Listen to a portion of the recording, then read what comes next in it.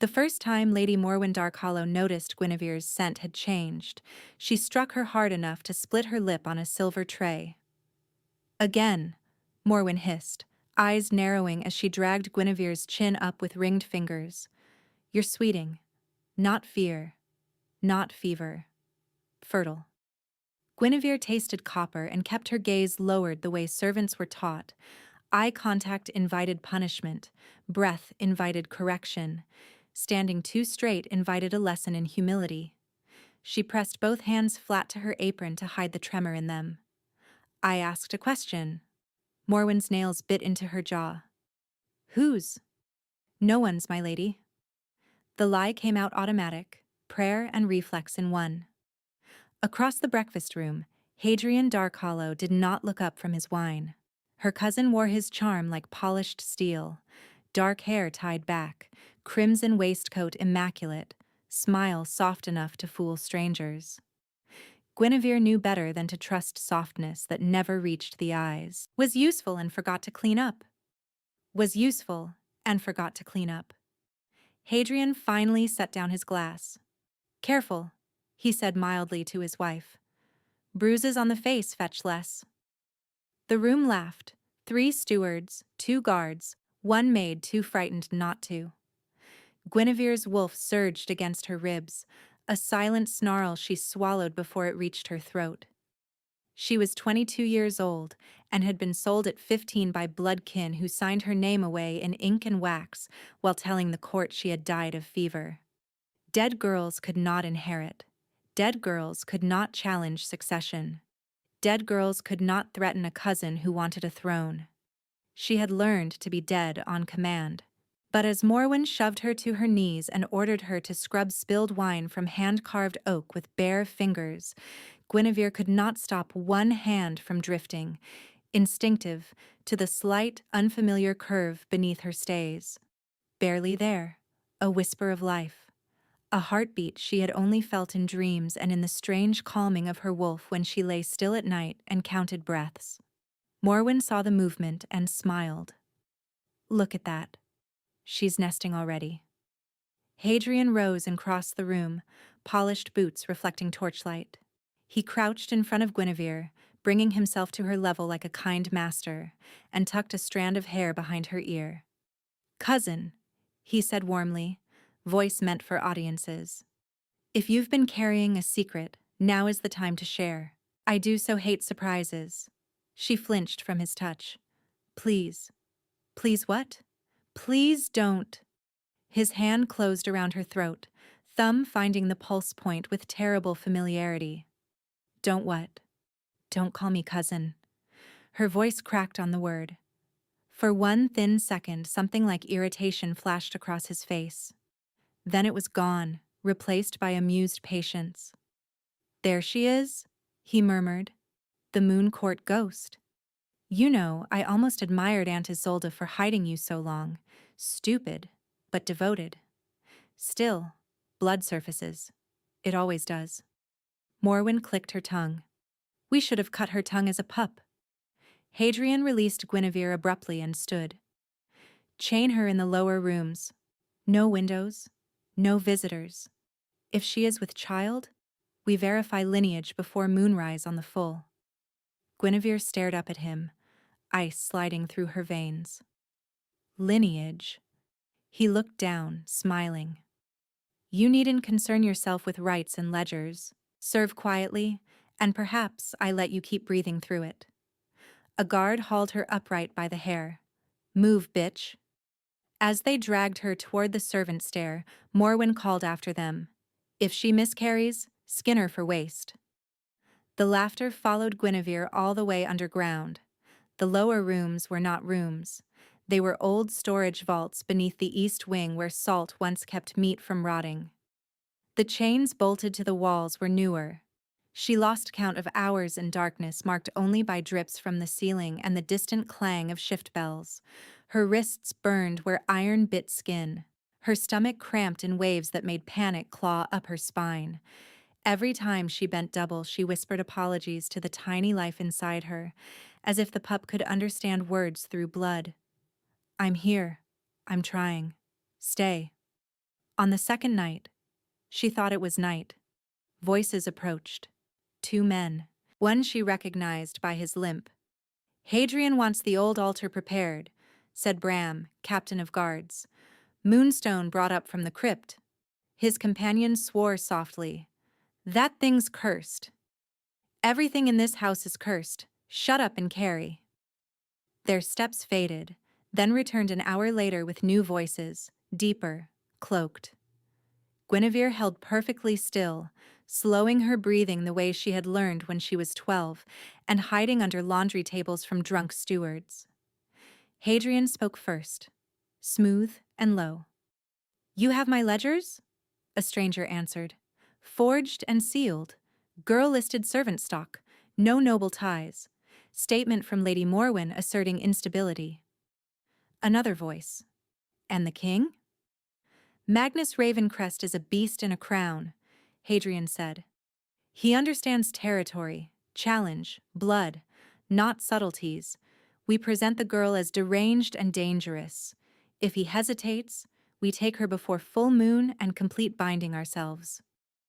Silence. Then the first stranger asked, "The rite requires royal blood spilled on Moonstone by kinhand. You certain she is true line?" Hadrian laughed softly.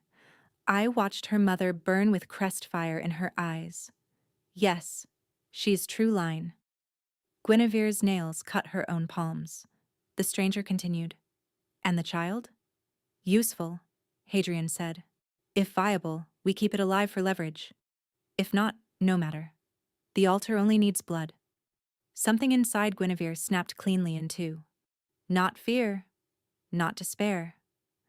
A hard, bright clarity she had never been allowed to hold. He would cut her open for a crown. He would call it law.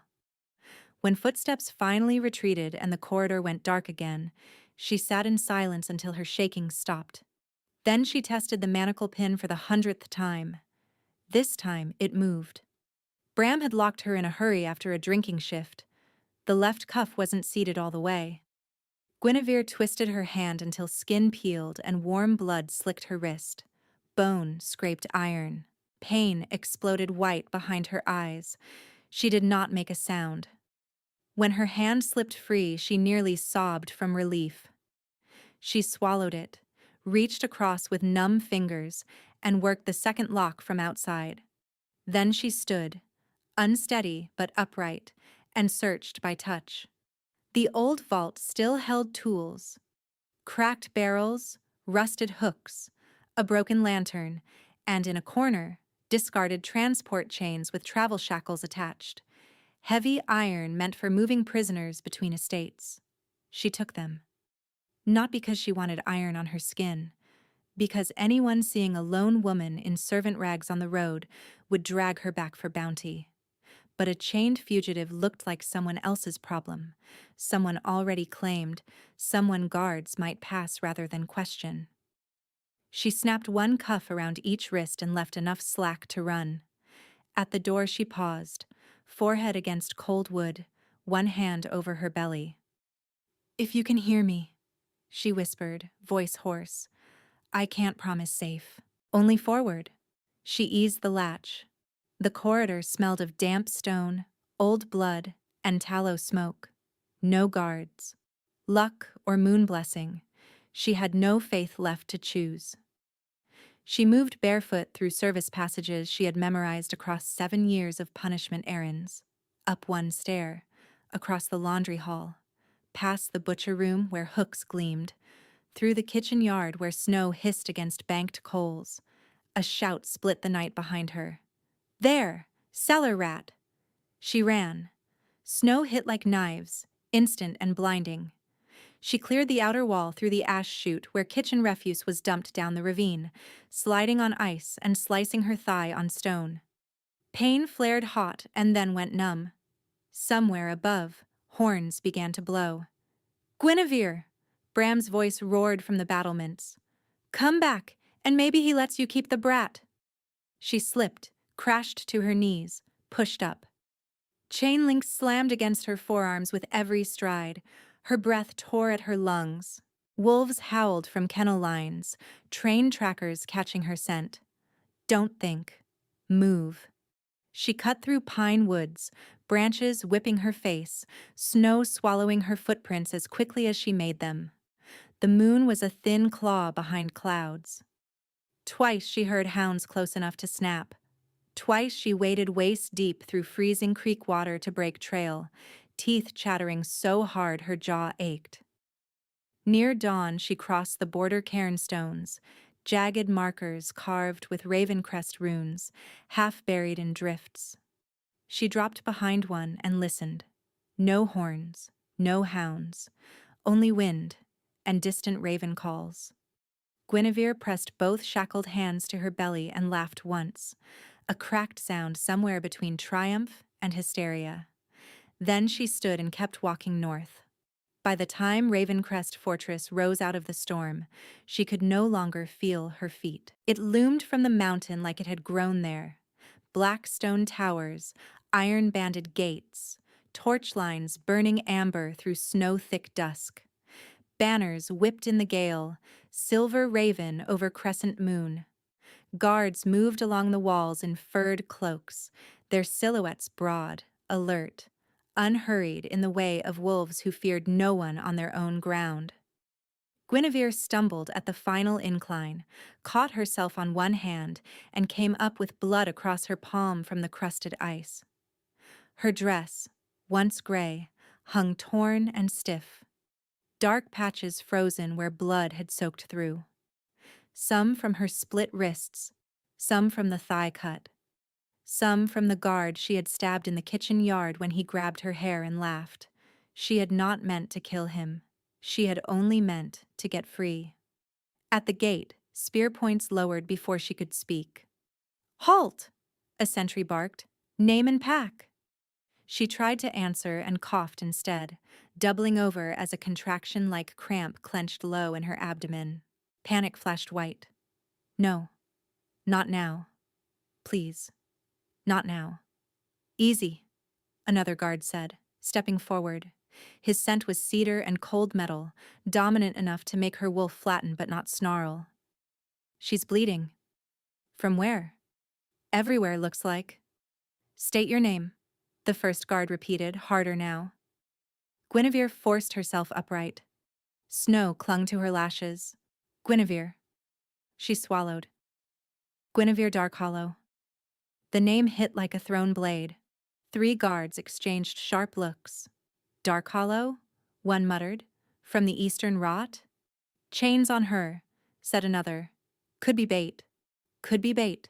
Could be liar. Could be trap." She had lived inside those words so long they felt like skin. The captain descended from the gate platform, eyes narrowing as he took her in.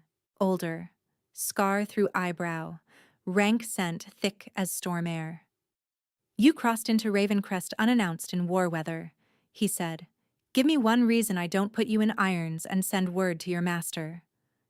Guinevere lifted her wrists, the stolen shackles clinking. "Already in irons."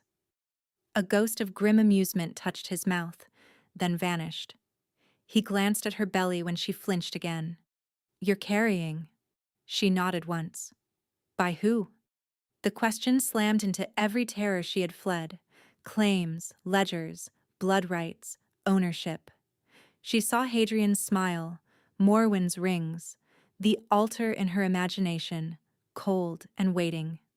If Magnus Ravencrest scented even a hint of the bond she feared, if he claimed her publicly, if word spread, Hadrian would come faster, sharper, with law on his tongue. Only one path appeared. "Take me to your king," she whispered, "before they do." Maybe it was the blood, maybe the name, maybe whatever showed in her face when another cramp hit and she nearly folded. The captain swore under his breath and signaled 2 guards. "Inside, now, get the healer." They brought her through torchlit courtyards and echoing halls lined with stone wolves. Heat blasted from braziers, making her skin sting as feeling returned in painful needles. People stared as she passed. Courtiers, warriors, servants carrying wood. She heard the whispers trailing behind her. "Darkhollow. Pregnant. Look at the chains." Who did she kill? At last the guards stopped before double doors carved with ravens in flight. One struck the butt of his spear against stone. "Your Majesty," he called. "Border petitioner, urgent." A voice from within, deep and rough as winter bark. "Enter." The doors opened. The hall beyond was wide and bright, firelight caught in high windows where snow beat against glass. At its center, before a long council table, stood Alpha King Magnus Ravencrest. He was larger than rumor, all hard angles and controlled power, black hair tied back from a stern face marked by an old scar at the temple. His gaze landed on her like a physical thing, sharp, assessing, then abruptly intent.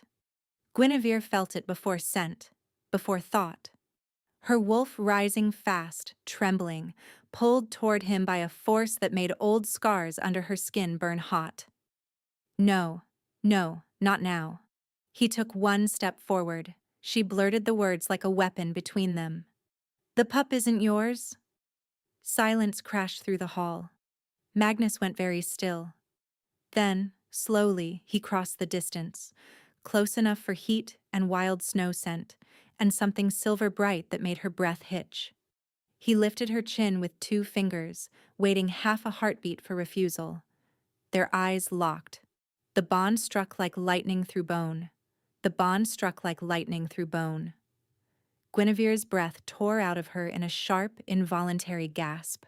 Heat flashed from the point where Magnus's fingers touched her chin, racing down her spine, across her ribs, into her belly in a pulse so fierce she staggered.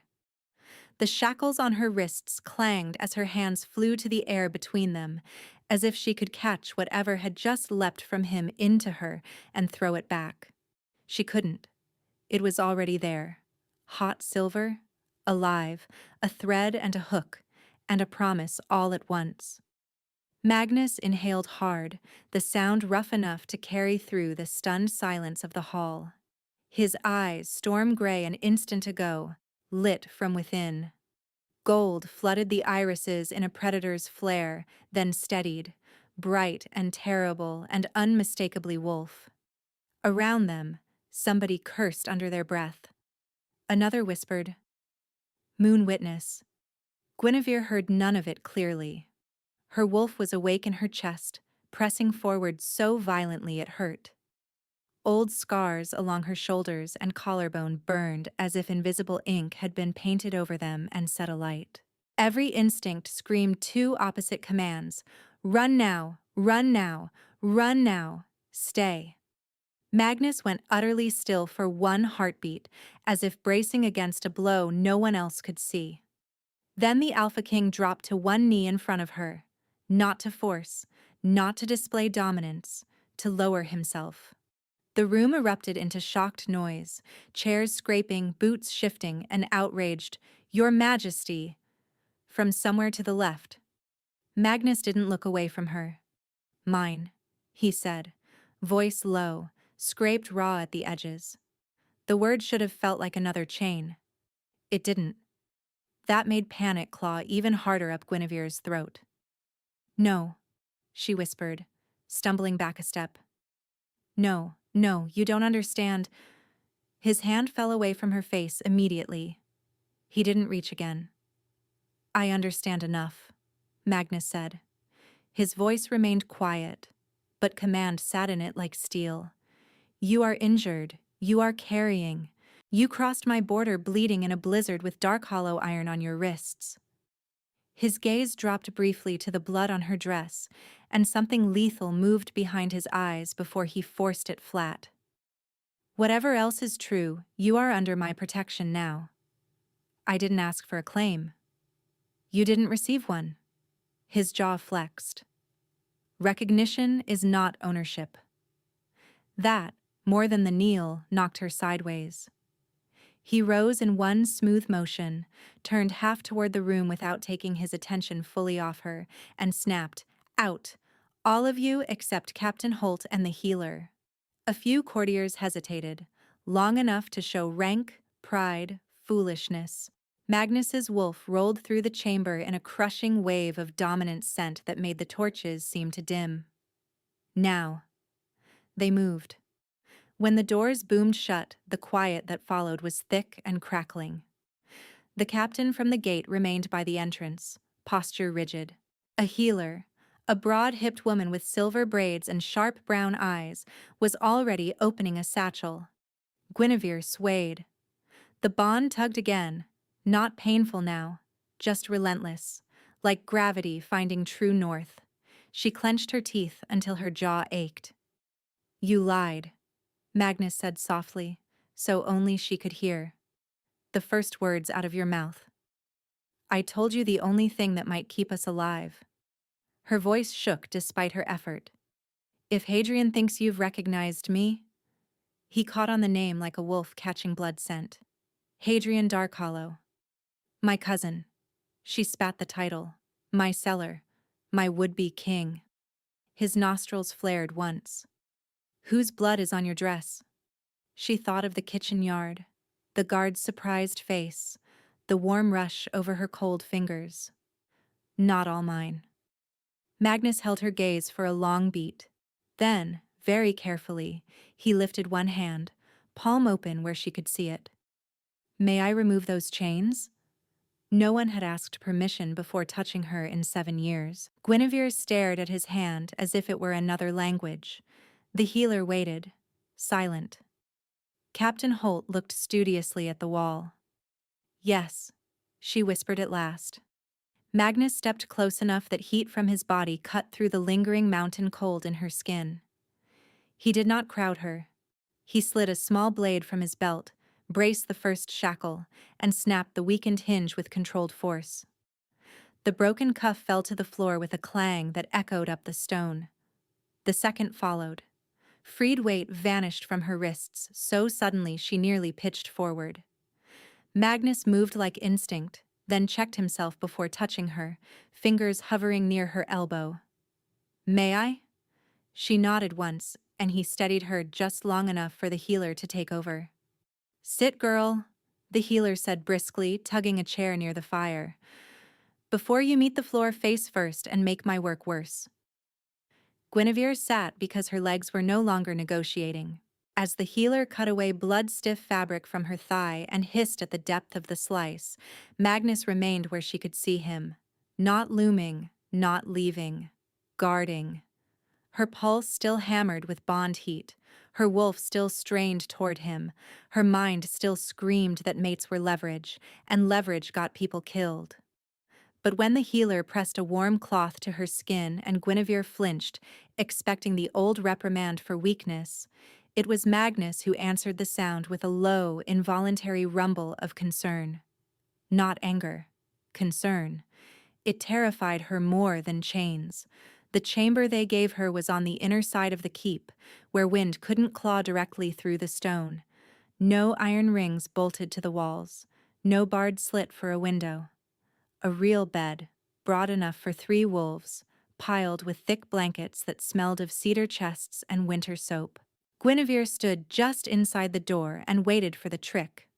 Lock turning from outside, hidden latch.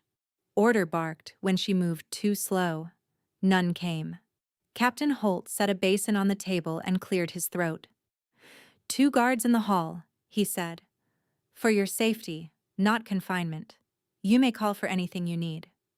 He looked awkward saying it, like kindness sat wrong on his tongue from disuse. "Healer Tamsin will return before moonrise." He paused, then added gruffly, "No one enters without your leave. King's orders." When he left, the door clicked shut but did not bolt. Guinevere crossed the room and tested the handle anyway. It opened. She shut it again and stared at her own hand until it stopped shaking. Tamsin returned with broth and bitter herbs, prodded her belly with competent gentleness, and pronounced the pup stubborn enough to annoy us both, which, in healer language, meant alive and holding. She cleaned Guinevere's split knuckles, wrapped her wrists where chain rub had skinned them raw, and told her to sleep before she collapsed, dramatic and inconvenient. Sleep did come. It just came jagged. She woke to darkness and hands and Morwen's ring grinding into her jaw. Again, the dream hissed. Again. Again. Guinevere came up snarling, claws half-shifted, fingers at her own throat because if she hurt herself first, no one else could. Air wouldn't go in. The room tilted, and she heard herself make a sound she hated. Small, trapped, pup-like. Guinevere. Deep voice. Not Hadrian, not Bram. Guinevere, you're in Ravencrest. You're safe in this room. She blinked hard. Firelight flickered low. Magnus sat on the floor beside her bed, back against the carved bed frame, as if he'd been there long enough for his shoulders to settle. He wore no crown, only a dark shirt unlaced at the throat and trousers, hair loose from its tie. A wool blanket lay folded in his hands. At the sight of him, her wolf lunged forward with aching relief. Her mind bared its teeth. Dangerous. Magnus seemed to read the conflict in her face. He held up the blanket a little. "May I put this on your shoulders?" She nodded, unable to shape words. He rose slowly, moved slowly, and draped the wool around her without touching skin. Warmth pooled over her shaking frame. Then he stepped back and sat down again on the floor, giving her space. In the silence, snow tapped the window like scattered bone. "You can go," she said eventually, voice raw. "I can." He didn't move. "Do you want me to?" She opened her mouth, closed it. No one had ever asked the question as if the answer mattered. Magnus looked toward the hearth, then back to her. "My mother used to recite nursery oaths during storm season," he said, "for pups who woke frightened." A beat. "May I read one?" Guinevere almost laughed at the absurdity. An alpha king asking permission to read her a nursery oath in the middle of the night while she shook apart in his guest bed. Instead, she whispered, "All right." He pulled a small leather-bound book from where it had been tucked at his side, opened to a page marked with a strip of red cloth, and began to read in a low, steady cadence that wrapped around the room like another blanket. By moon above and stone below, no paw alone in winter snow.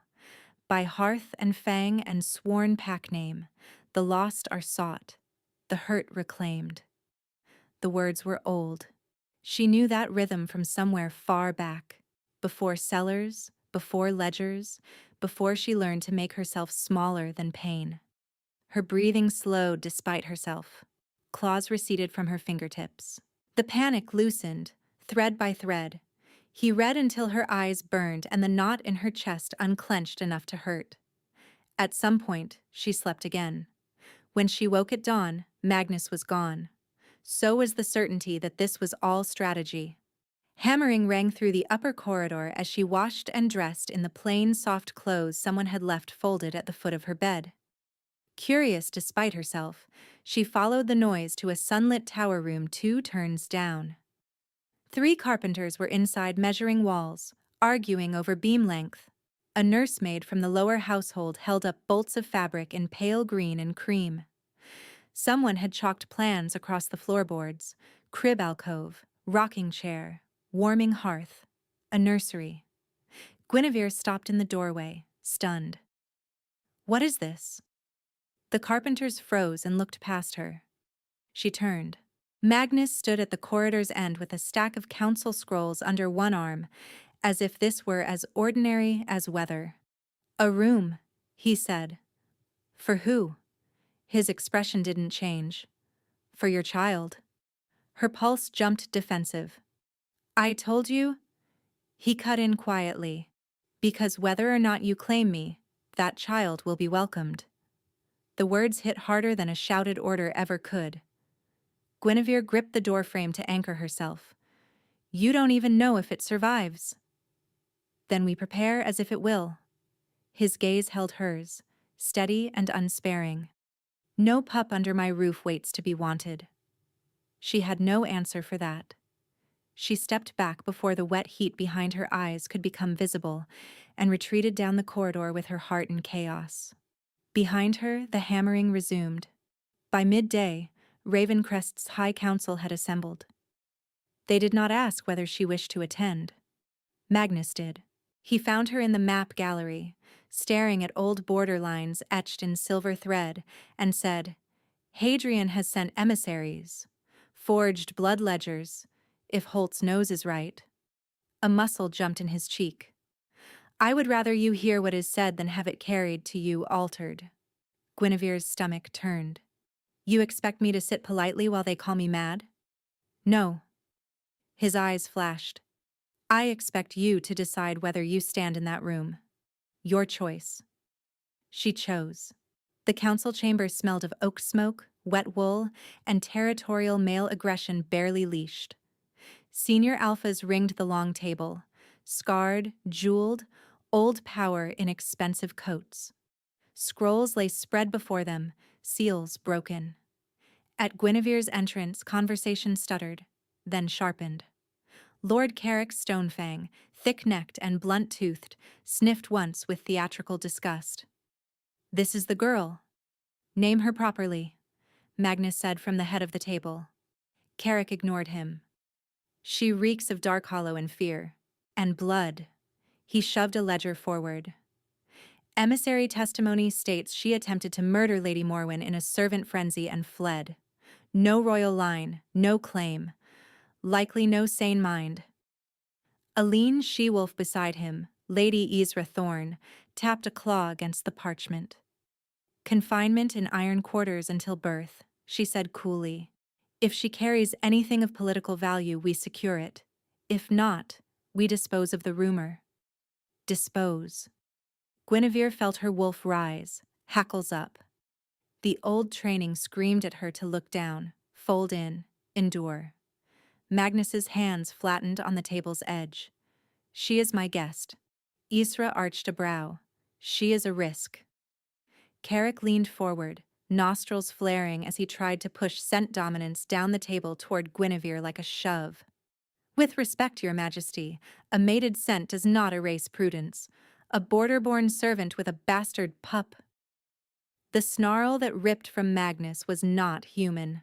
He half-shifted where he stood, claws punching through skin and glove to score deep furrows into the oak tabletop. Wood splintered. Several counselors flinched back on instinct. "Finish that sentence," Magnus said, voice gone rough with wolf, "and I will have your tongue for insolence before your next breath." Silence dropped hard. Carrick swallowed but kept his chin high. "You would threaten your own counsel for her?" Magnus straightened to full height, blood beading along his knuckles where claws had receded. "Any wolf who threatens my guest threatens the crown." A chair scraped suddenly near Guinevere. Baron Tarek Voss, young, eager, stupid, rose and stepped into her space, close enough that his breath hit her cheek. He tipped his head, trying to scent-mark intimidation across her shoulder the way kennel masters did to strays. "Maybe she needs reminding where she stands," he murmured. Guinevere's body locked. Before she could move, Magnus was there, a wall of muscle and fury between them. He drove Tarek back with one shove to the chest that sent the Baron stumbling into his chair.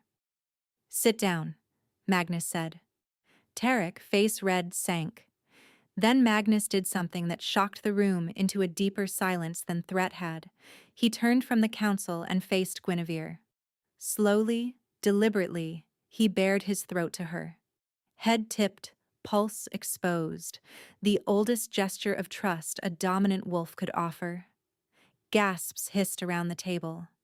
Magnus kept his gaze on her, not them. "You stand behind me only if you choose," he said. "You leave this room only if you choose. No cage, no chain, not here." The bond thrummed between them, warm and steady now instead of searing. Guinevere stared at the vulnerable line of his throat and felt something in her chest shift. Not surrender, not yet. But the first crack in stone long frozen shut. No one had ever offered her power without a price hidden under it. She stepped forward. Not behind him. Beside him. "I know those ledgers are false," she said, voice carrying farther than she expected. She laid her palm on the table near the forged seals, fingers steady. "And if any wolf here wants the truth, ask me to speak it under oath at the great moot." Murmurs broke out, startled and sharp. Magnus's mouth did not quite smile, but pride flashed unmistakable in his eyes. Guinevere kept her hand on the table, kept her spine straight, and for the first time since the cellar chains did not feel like prey. A low, dangerous murmur rolled through the council chamber. Lord Carrick shoved back his chair. "The great moot is for succession disputes, not theatrics from runaways." Guinevere didn't look at him. "Is." Magnus's gaze held hers. "Beat is." Magnus's gaze held hers a beat longer, then he turned to Captain Holt. "Bring in the emissaries." The doors opened. 2 Dark Hollow men were marched in under guard. Fur cloaks wet with melted snow, wrists bound in leather, faces set in the offended dignity of wolves who had expected courtesy and found shackles instead. Guinevere recognized one of them, Steward Lenwick, who used to tally grain while servants bled in the kitchen below. Lenwick's eyes found her and sharpened with hate. "There she is, the hysteric." Holt shoved him toward the table hard enough to rattle his teeth. "Speak truth in this hall or choke on your own tongue." Lenwick drew himself up anyway. "By order of Lord Hadrian Darkhollow, rightful keeper of Eastern succession, we submit witness and blood records proving this woman is servant-born, unstable, and wanted for murder." Guinevere laughed, one short broken sound. "Wanted alive," she cut in, "until full moon." A flicker crossed Lenwick's face. Small. Fast. But Magnus saw it. He moved before anyone else registered the shift, grabbed Lenwick by the collar, and slammed him down across the oak. "Until full moon for what?" Lenwick bared his teeth. "Release me, Ravencrest. You have no legal hold." Magnus leaned close, voice gone to ice. "Try again." The second emissary cracked first. "For right binding," he blurted. "Moonstone witness, kin blood, succession transfer. We were told only to deliver ledgers and keep her talking until outriders crossed your western ridge." The room exploded. "Outriders!" Ezra snapped. Carrick swore.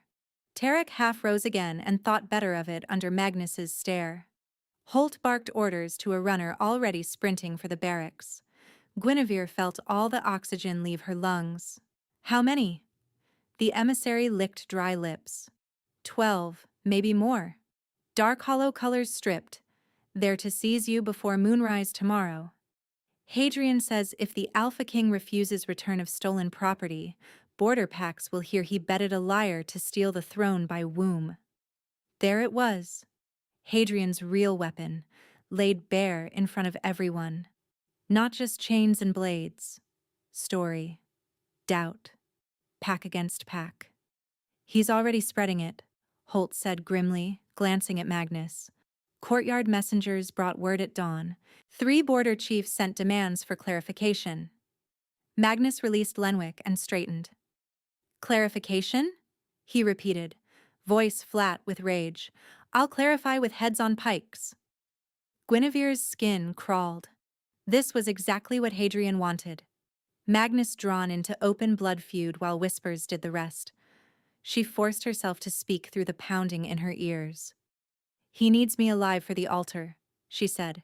"If he can spill my blood by kin hand on Moonstone before the pup is born, he can force succession magic to answer him." She dragged in a breath. "He told his men the child is leverage only, optional." Silence hit harder than shouting. Ezra stared at her. All cool disdain burned off. "You heard this yourself?" "In the cellar. 2 nights before I ran." Guinevere met each counselor's eyes in turn. "You asked why he is dangerous? Because he doesn't need wolves to believe him forever. Only long enough." Magnus planted both hands on the scarred table. "Holt, lock down inner gates. Double sentries on every tower and post runners to border stones. No lone patrols." "Yes, Majesty." "Carrick, Ezra, you wanted prudence. Here it is. Dark Hollow outriders on our ridge is an act of war. Carrick looked sick and furious in equal measure. Then we strike first. No. Guinevere spoke before Magnus could. Every head turned. If you strike first, Hadrian gets his civil war. He'll cry defense, wave those forged ledgers, and every uncertain pack will split. Magnus watched her, expression unreadable. She swallowed. He can't survive open witness. Not under oath. Not at the moot. Tarek scoffed. If you live to get there. Guinevere looked at him until he shut his mouth. Magnus spoke at last, clipped and controlled. Then we make sure she does. The keep shifted into war rhythm before sunset. Boots thundered in stairwells. Horn calls passed from tower to tower. The main gates were barred, then unbarred for scouting parties, then barred again. In the courtyards below, archers strung silver-capped arrows while smiths hammered fresh rivets into shield rims. Guinevere stood at a narrow window in the map gallery and watched snow begin again. Fine, relentless, swallowing tracks, as if the mountain itself wanted no memory of what crossed it. Behind her, footsteps. She didn't need to scent him anymore. The bond recognized Magnus first, a low pull under her ribs. They found one of the Dark Hollow outriders, he said. Dead at the eastern ravine, throat torn out. Not ours. She turned. Hadrian cleans his own traces. Magnus nodded once. Or punishes failure quickly. For a moment they just looked at each other, all the unsaid things moving between them like weather fronts. You should be in the mountain den, he said finally. It has one entrance, 4 rotating guard lines, healer quarters. I can keep you there until the moot convenes. There it was. A cage lined in protection instead of iron. Guinevere wrapped her arms around herself. No underground rooms. This is not Dark Hollow. No, she said quietly. But stone without windows still feels like a grave when you've been chained in one. His jaw tightened. Not anger at her, anger at what that sentence meant. He moved closer, then stopped a respectful distance away. What if I stay there with you? He asked. She stared. You're a king. I'm your guard before I'm anything else. The attraction between them had become its own living animal. Not just heat, though there was plenty of that, especially when he stood too near, and her wolf pressed forward like it knew his skin by memory. It was the way he kept asking instead of taking. The way he made room for her no even when his instincts screamed yes.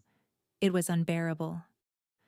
I don't know how to do this, she admitted, hating how thin her voice sounded. Bond, king, war, any of it.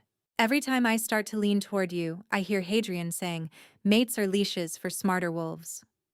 Magnus exhaled slowly. I can't erase what he taught you.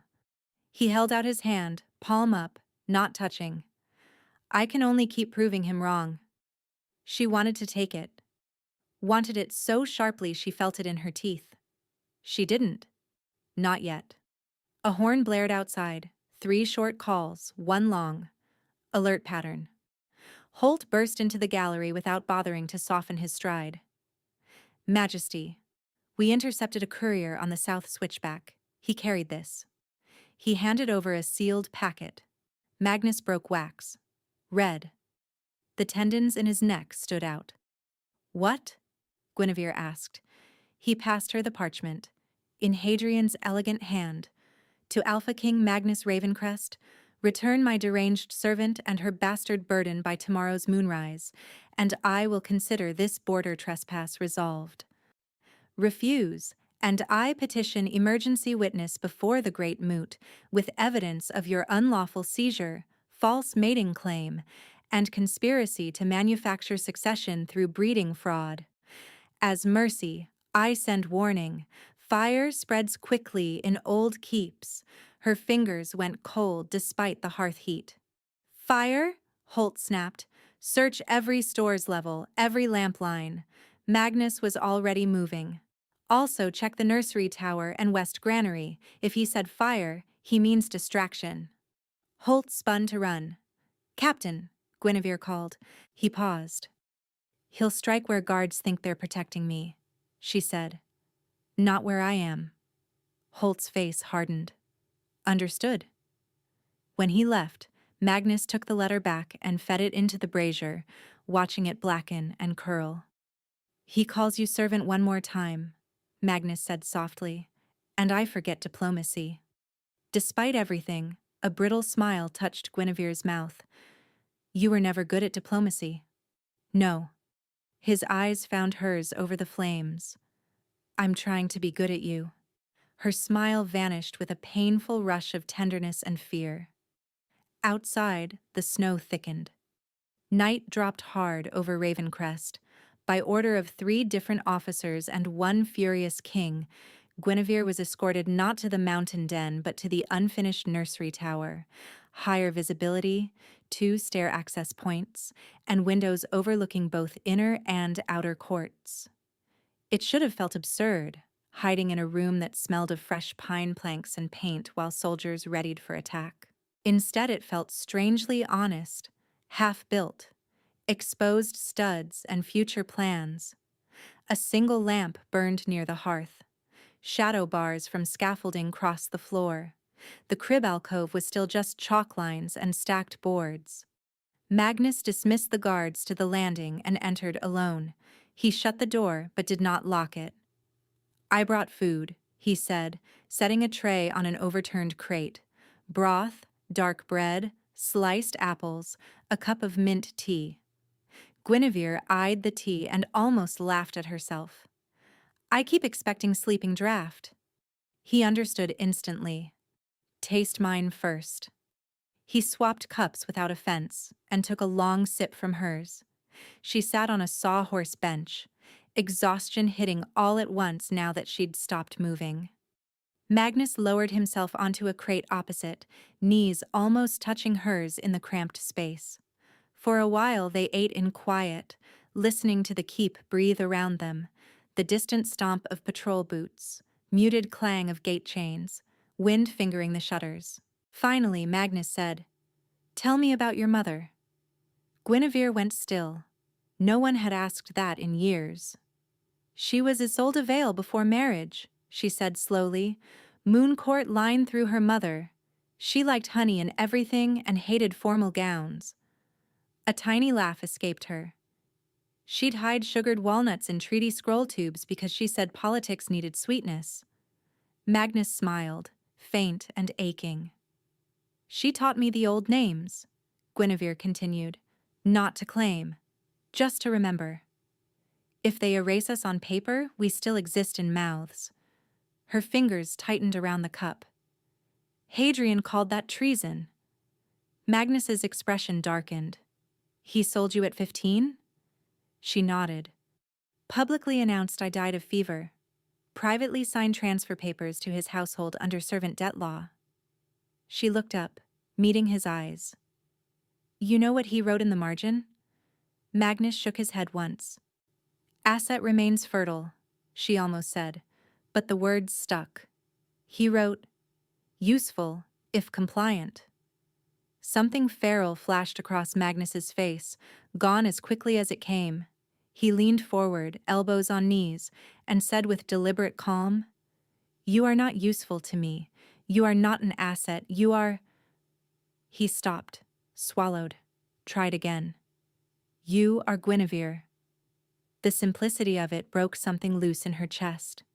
She set her cup aside before she spilled it and covered her face with both hands.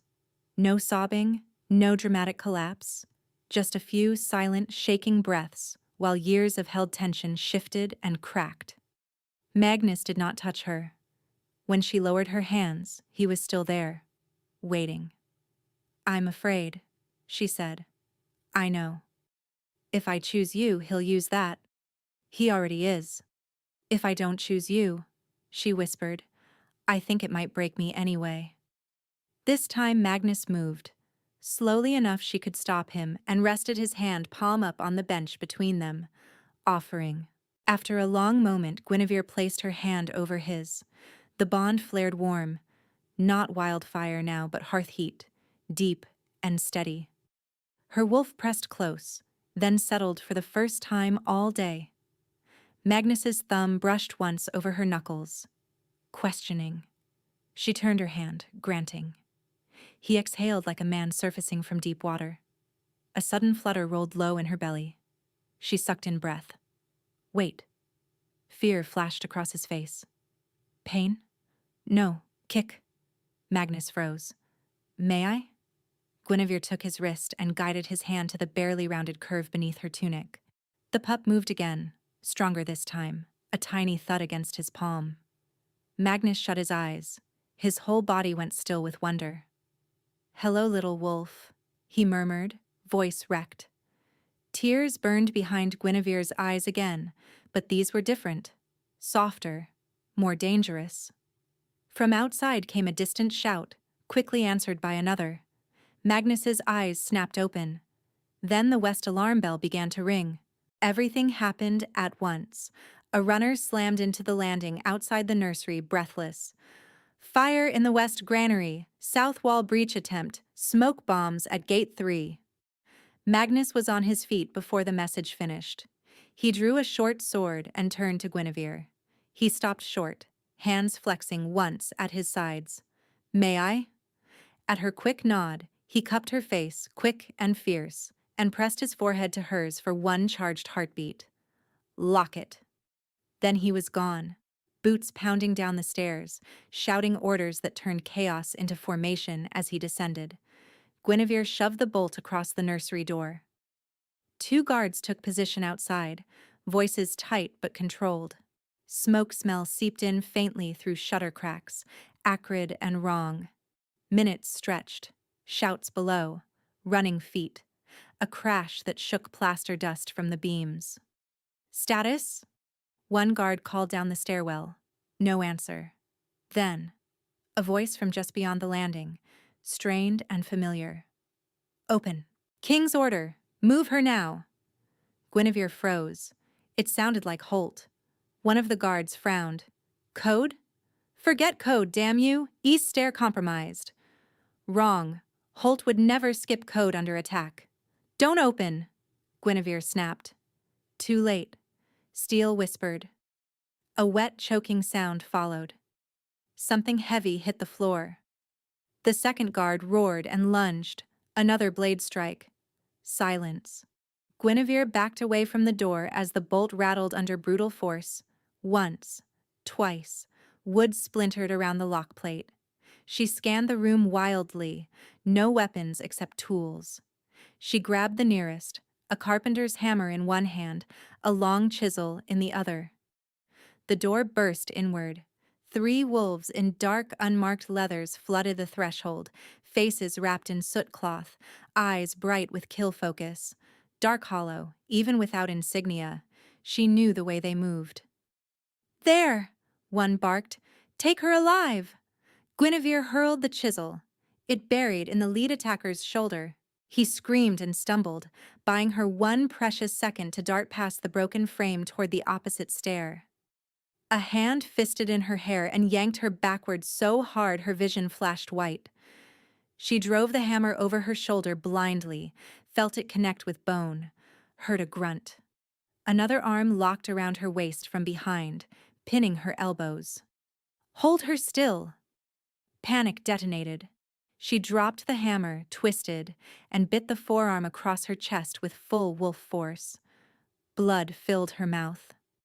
The man howled and loosened just enough for her to slam her heel into his knee. He went down. She tore free. Then the third attacker stepped in front of the stairwell, crossbow already raised, bolt tipped in black resin. Move again, he said, breath ragged behind the cloth, and I put wolfsbane in the pup first. Guinevere went perfectly still. At the landing below, more boots thundered up. Fast, many. Too late or right on time, she couldn't tell. The crossbowman's finger tightened. From the smoke-hazed stairwell below, an unseen attacker called upward in a mocking imitation of Hadrian's silk overknife drawl. Easy, cousin, he called. You've always been at your best in chains. The bolt twanged. The bolt twanged. Guinevere threw herself sideways on instinct, one arm over her belly. The black-tipped shaft tore through her sleeve and bit into the beam behind her hard enough to shudder. Wolfsbane stung the air, sharp and bitter, inches from her skin. The crossbowman swore and reached to recock. He never got the chance. Magnus hit him from below like a storm-breaking stone, shoulder first, sword flashing in the same breath. Steel rang, then wetly thudded. The crossbow clattered down the stairs.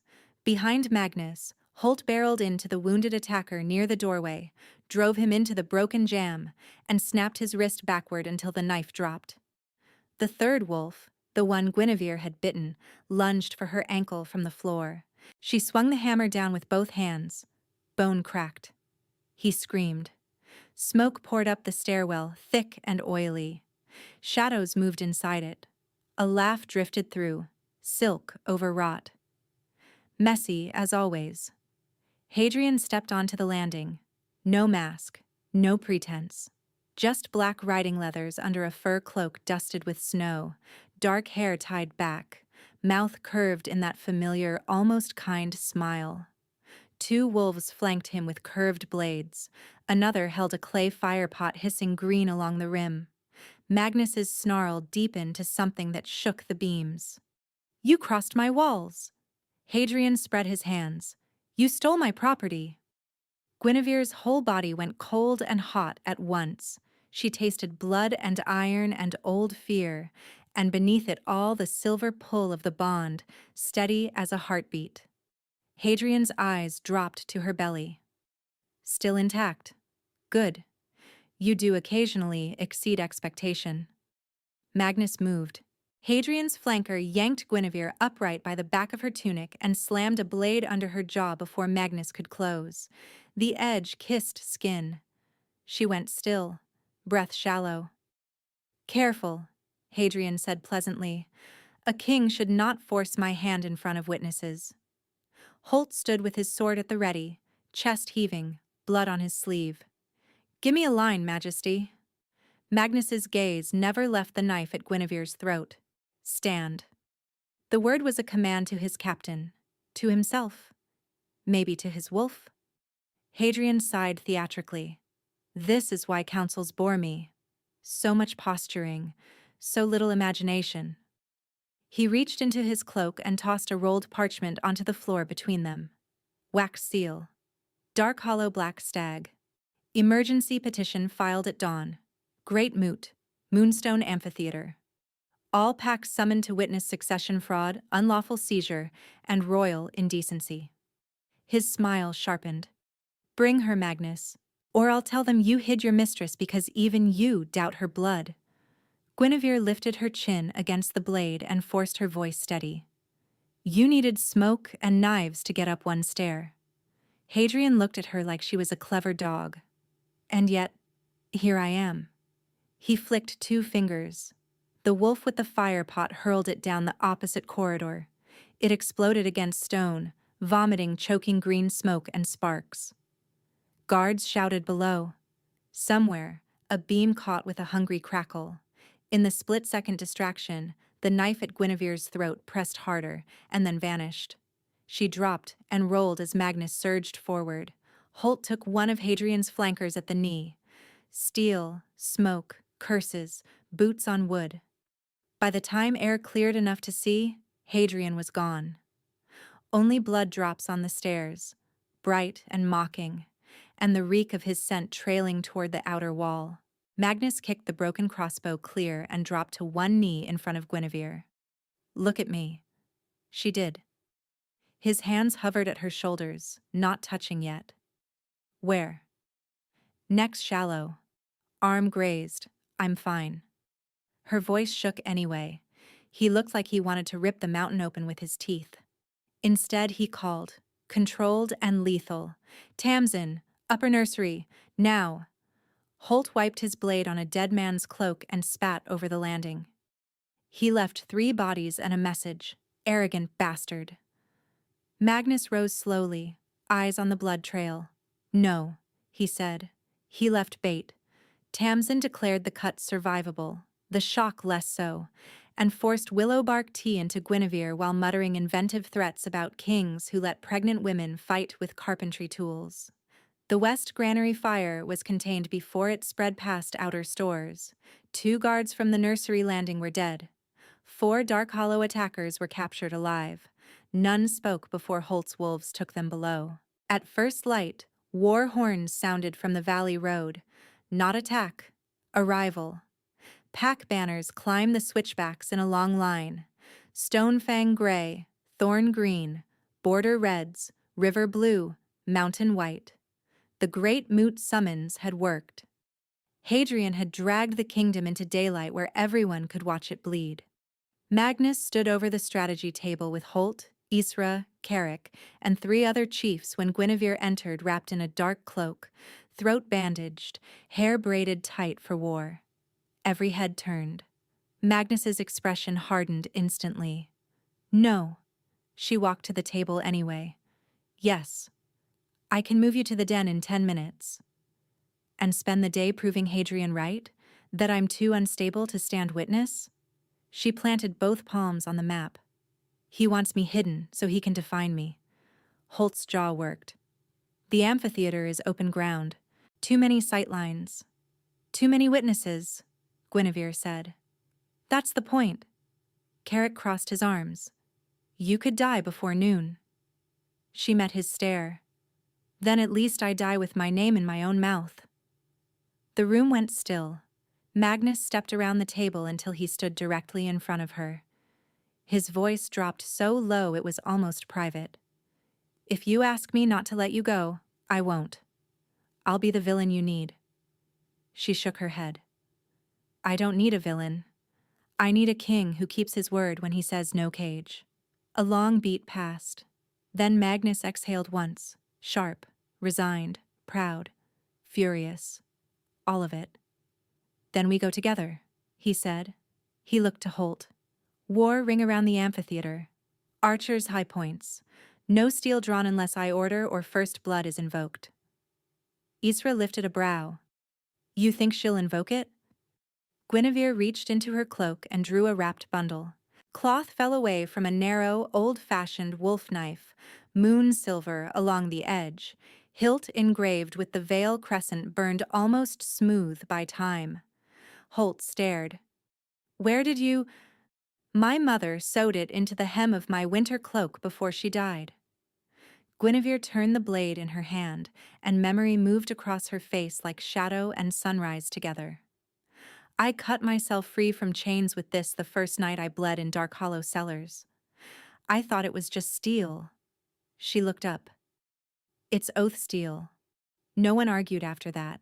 The great moot amphitheater sat in a mountain bowl carved by glaciers and old law. Stone tiers circled a central dais where the moonstone altar rose waist-high, milk-pale in daylight, veined with silver. Above it hung the kingdom crest ring, an iron circle blackened by centuries of ceremonial fire. By the time Ravencrest's column arrived, the tiers were full. Wolves packed shoulder to shoulder in winter cloaks and rank collars, murmuring like surf. Rumor scent hung thick as fog. Suspicion, excitement, fear, bloodlust. On the east tier, Hadrian sat beneath Dark Hollow colors as if he were already crowned, Morwen at his side in black fox fur, lips painted war red. Lenwick stood behind them with a satchel of ledgers and a triumphant little smile. Hadrian rose when Guinevere stepped into the ring. There, he called, voice amplified by stone. My unfortunate cousin, dragged from delusion by force of necessity. Boos, shouts, countershouts. Magnus's wolves tightened formation. Holt's hand never left his sword hilt. The moot herald struck his staff 3 times. Witness law. Speak claim or silence. Hadrian spread his arms. I claim fraud. This woman is servant-born, unstable, and carrying unknown issue falsely presented as royal succession to bind Ravencrest and seize the throne. Morwen dabbed at dry eyes with a lace square. She killed my guard and tried to poison me, she sobbed loudly. Guinevere laughed, clear and cutting enough to ripple the crowd. "May I answer?" she asked the herald. The old wolf nodded, wary. "Under blood oath only." She walked to the moonstone. Every step felt like stepping off a cliff and finding ground anyway. At the altar's edge, she unsheathed the ancestral knife, turned her palm upward, and sliced from base of thumb to wrist in one clean line. Pain flared bright. Blood welled dark. Gasps hissed through the tears. Guinevere pressed her bleeding palm flat to Moonstone. "By Isolde Vale," she said, voice ringing. "By Seraphine of the Crescent Line, by Elric Moonfang, by all mothers and sires erased in ink and sold in chains, I call blood witness." For one heartbeat, nothing happened. Then the moonstone ignited. Crimson fire raced under the pale surface like dawn-flooding ice. The crest ring above shuddered and burst into silver-white flame. Heat rolled through the amphitheater. Wolves dropped to their knees by instinct, shock, or both. Hadrian's smile cracked. Guinevere lifted her bloody hand high. Crest fire curled around her wrist without burning. "I am Guinevere of Moonblood," she said. "Not dead, not servant stock, not your property." She turned, pointed the knife straight at Hadrian. "You sold your kin, forged ledgers, conspired to spill royal blood on the moonstone altar under Dark Hollow Rite. You called my child leverage." The crowd roared, chaotic and hungry. Guinevere's voice cut through it. "I challenge Hadrian Darkhollow under First Blood law." Silence hit like a dropped gate. Hadrian stood very still. His eyes flicked to Magnus, to the blazing crest ring, to the watching packs. Refusal would be confession. Acceptance gave him one path back to power. He smiled again, thinner now. "As you wish, cousin." The dual circle was marked in ash around the altar, 10 paces across. No armor, no interference. First one pinned and blooded at vital mark lost claim and standing under law. Magnus stood at the ring edge, every muscle locked. Guinevere felt him through the bond. Rage like a storm tide. Terror held on a chain, trust like a hand at her back. Hadrian rolled his shoulders, loose and confident. "Try not to faint," he said. "Pregnancy makes girls fragile." The herald dropped his staff. Hadrian charged first, fast as memory. Guinevere didn't meet force with force. She pivoted, felt his blade hiss past her ribs, and slammed her elbow into his kidney as he overran. He snarled, spun, slashed high. She ducked, came up inside his reach, and raked the back of his knee with her knife. Blood sprayed. Hadrian stumbled, caught himself, laughed breathlessly. "Better." He feinted left, then drove a kick at her stomach. She took it on her hip, pain exploding down her leg, and stabbed for his forearm. Steel bit flesh. His sword dropped from numb fingers, but he shifted half-wolf and came in with claws, aiming for her throat. She trapped his wrist, twisted, and let his momentum carry him across her body. They hit ash hard. He grabbed a fistful of her braid and slammed her head once against packed stone. Stars burst behind her eyes. "Stay down," he hissed in her ear. "I can still use you alive." Guinevere tasted dirt and blood. Saw at the edge of vision, Morwen standing, lips peeled in a grin. Saw Magnus held in place by law and sheer will. Saw the moonstone burning. She drove her thumb into Hadrian's old temple scar and bit his hand. He howled and jerked back.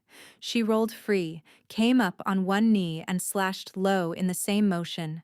Her blade sliced clean through the tendon above his heel. Hadrian collapsed with a strangled cry, one leg useless. Before he could recover, Guinevere kicked his shoulder, sent him onto his back, and straddled his chest, knife at his throat, breathing ragged clouds into winter air. The amphitheater was dead quiet. Lenwick lunged from the east tier with ledgers in both hands, shouting, "Forgery! Witchfire!" He never reached the ring. Holt's outrider took him down at the barrier and ripped the satchel free. Holt flung the ledgers onto the edge of Moonstone. Crimson fire leapt, caught parchment, and in a blink, the pages blackened to ash. Seals popped in tiny explosions. Lies burned in front of everyone. Under her blade, Hadrian bared bloodied teeth. "You were born to serve me." Guinevere pressed the edge just enough to bead red under his jaw. Her voice came out steady as steel. "I was born to end you." She shifted the blade and sliced across his mark hand, the right palm he used for oath signatures and claim rights. Deep, deliberate, irreversible. Hadrian screamed. The herald stepped forward, staff striking stone. First blood witnessed, claim broken. Magnus entered the ring then, not as rescuer, but as king. He stood over Hadrian, eyes like winter iron. "Hadrian Darkhollow," he said, voice carrying to the highest tier. "You are stripped of rank, lands, and pack right under witness law. Exiled beyond the eastern border, hunted if you return." He looked to Holt. "Take him." Outriders hauled Hadrian upright despite his struggles. He spat blood at Guinevere's feet. Morwen shrieked from the tier. "This is treason! She's a broodmare with a knife!" Isra herself walked up the steps, seized Morwen by the arm, and said coolly, "And you're under arrest for trafficking kin and perjury before the moot." Carrick took the other side. Morwen went white. Holt's wolves dragged Hadrian toward the east gate tunnels. His curses echoed until distance swallowed them. Guinevere stayed kneeling in the ash ring, knife still in hand, while the crowd decided what world they lived in now. Then, one by one, wolves began to bow. Night settled over Ravencrest in exhausted layers. Smoke clean air, whetstone cooling, quiet replacing alarms. The nursery still smelled of pine and plaster dust, but someone had cleared the broken door and set fresh lamps by the hearth. Outside, guards paced in steady pairs. Inside, Guinevere stood at the window with her palm newly bandaged and watched moonlight silver the courtyard. Behind her, Magnus closed the door softly. For a moment, neither spoke. Then he said, "Hadrian was delivered past the eastern cairns at dusk. Outrider law took him from there." He paused. "He will not come back." She nodded once, eyes still on the moon. "Morwen." "Confined pending tribunal at first light." Lenwick and both emissaries confessed to forgery before Holt finished asking. A rough exhale. Darkhollow's cellar revolt broke this afternoon. Their lower servants opened the gates when news reached them. Guinevere shut her eyes. Not grief exactly, not mercy. Just the long, strange ache of endings. Magnus came to stand beside her, close enough for shared warmth, far enough to leave space. The bond between them hummed like a low chord. "I have asked you for nothing tonight," he said quietly. "No decisions. No vows." She turned to face him. There were smudges of dried blood still at his cuff. A cut along his jaw she hadn't seen earlier. He looked more uncertain now than he had kneeling in court, than he had facing Hadrian's blade. "I'm going to ask one thing now," he said. His voice shook, just once. "Consent. Clear.